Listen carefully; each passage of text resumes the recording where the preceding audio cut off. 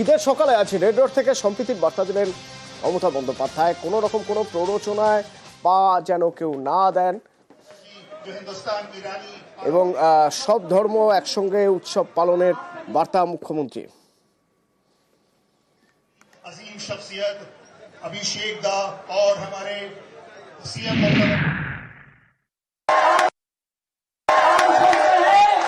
खुदी को पर बुला लिखना कि हर तकदीर से पहले खुदा बंदे से खुद पूछे बता तेरी रोजा क्या है। हमारा रोजा खुदी को पर बुला लिखना कि हर तकदीर से पहले खुदा बंदे से खुद पूछे बता तेरी रोजा क्या है। हमारा रोजा ये है कि हम सबको लेके चलेंगे, सबका साथ रहेंगे। आपका झूठा झुमला स्लोगन सबका साथ सबका विकास और कोई देख के माइनॉरिटी को देख के अब पिछाते हैं। कोई जगह में कोई माइनॉरिटी होता है, कोई मेजोरिटी होता है। मेजोरिटी का एक धर्म होता है माइनॉरिटी के प्रोटेक्शन करना, और माइनॉरिटी को धर्म होता है मेजोरिटी को साथ रहना, एक साथ में रहना। यही हमारा परंपरा है। मैं तो ये हमारा जिंदगी का आवाज है। मैं जिंदगी देने के लिए तैयार है, लेकिन इडियोलॉजी तोड़ने के लिए तैयार नहीं है। বিরোধীদের আক্রমণ এখান থেকে রেড রোড থেকে বিভাজনের রাজনীতি করে বিরোধীরা আক্রমণ করলেন মমতা। बम राम एक साथ में जाया कलकत्ता से टिकट खरीद के जाके बोला, हमको पूछा आर यू हिंदू।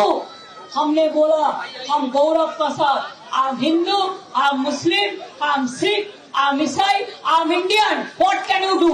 क्या चाहते हैं लोग? डिवाइड एंड रूल चाहते हैं। हम नहीं चाहते हैं। हमारा जिंदगी देश के लिए कुर्बानी है, साथ साथ में फॉर रिलीजियन के लिए, फॉर कास्ट के लिए, फॉर किड के लिए, फॉर कम्युनिटी के लिए, हर परिवार के लिए हमारा जिंदगी आपके लिए। आप सलामत रहे तो हम सलामत रहेगा। कोई भी प्रभोग करेगा, हम दंगा फसाद नहीं चाहते हैं, लेकिन आप उसको पाए में पा मत लगाओ। ये उसका प्लान है, ये उसका प्लांटेड गेम है। एक गेम में पा मत लगाओ। বিরোধীদের আক্রমণ, বাম বিজেপি একজোট হয়ে অশান্তি দাবি মমতা। अजीम शख्सियत अभिषेक दा और हमारे नवरात्रि चल रहा है, मैं उसको भी शुभकामना देंगे, लेकिन हम नहीं चाहते हैं कि इसके लिए अब दंगा करे। कोई आदमी आम जनता नहीं करते हैं, कोई एक पॉलिटिकल पार्टी करते हैं। ये शर्म का बात है, दुख का बात है। जो लाल पार्टी पहले बड़ा बड़ा बात करते थे सेकुलरिज्म का, आज लाल और गेरुआ एक हो गया। होने दो, होने दो। हम लोग रहेगा, हम अकेला ही रहेगा। हम अकेला 100 है। हम लोग लड़ते हैं जिंदगी से, हम लोग लड़ते हैं हमारा जान से। हमारा जान कबूल है हर धर्म के लिए, हर परंपरा के लिए और इज्जत के लिए।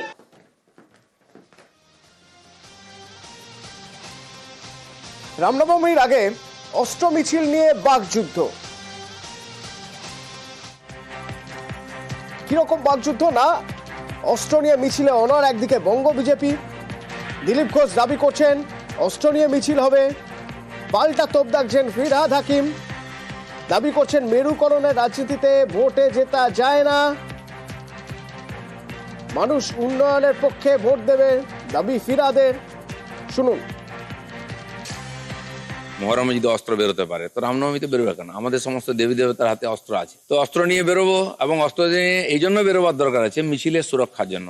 পুলিশের উপরে কোনো ভরসা নেই, তাহলে ধর্মকর্ম বন্ধ করে দিতে হবে। শোভাযাত্রা পুজো পাঠ করবে না, কারণ কি হলেই হামলা হবে, যেটা হচ্ছে জায়গায় জায়গায়। সেই জন্য হিন্দুদের নিজের সুরক্ষার জন্য নিজের ব্যবস্থা করতে হবে। সবসময় একটা সাম্প্রদায়িক বিভাজনের চেষ্টা করছে, তার কারণ পলিটিক্যাল গেনের জন্য। উন্নয়নের সাথে মানুষ থাকেন, সাম্প্রদায়িকতা, বিভাজন এগুলোর সাথে মানুষ থাকেন না। টেম্পোরারি হয়তো 2-4 জন আপনার পাশে যারা রয়েছে তারা লাফালাফি করবে, ভোট পাওয়া যায় না। বারবার বলা এটা ভোট এটা মূর্খতা হচ্ছে।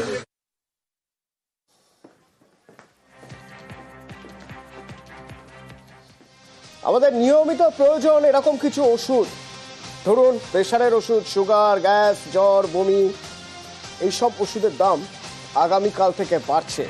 আগামীকাল থেকে নিত্য প্রয়োজনীয় ওষুধ খুব অত্যাবশ্যকীয় যে ওষুধগুলো, সেই সব ওষুধের দাম বাড়ছে। এই ওষুধের দাম কিভাবে বাড়ছে, কতটা বাড়ছে জানবো। অভিজিৎ রয়েছেন আমার সঙ্গে। অভিজিৎ, অতনু, আগামীকাল অর্থাৎ 1 এপ্রিল থেকেই এই ওষুধের দাম বাড়তে চলেছে। নিত্য প্রয়োজনীয়, নিত্য ব্যবহার্য যে ওষুধগুলো, যার মধ্যে রয়েছে বলা যেতে পারে যে বিভিন্ন গ্যাসের ওষুধ, প্রেশারের ওষুধ, জ্বর, বমি, রক্ত পাতলা করার ওষুধ, হাঁপানি, সিজোফ্রেনিয়ার মতন মানসিক ওষুধ, এইডস এর মতন রোগের বা সমস্যার ওষুধ রয়েছে, সর্পাঘাতের মানে সাপে কামড়ানোর ওষুধ রয়েছে, মরফিনের মতন ক্যান্সার রোগীদের ব্যথানায়ক ওষুধও রয়েছে, এমনকি অপরিহার্য বিভিন্ন অসংখ্য স্টেরয়েড এবং অ্যান্টিবায়োটিক সেগুলো রয়েছে। এই প্রত্যেকটি ওষুধের ক্ষেত্রেই 1.74% পর্যন্ত, অর্থাৎ 1.74% পর্যন্ত এই ওষুধের দাম বাড়তে চলেছে। কারণ national pharmaceutical pricing authority NPPR তারা এই বার্ষিক পরিবর্তনের সায় দিয়েছে। পাইকারি মূল্য বৃদ্ধির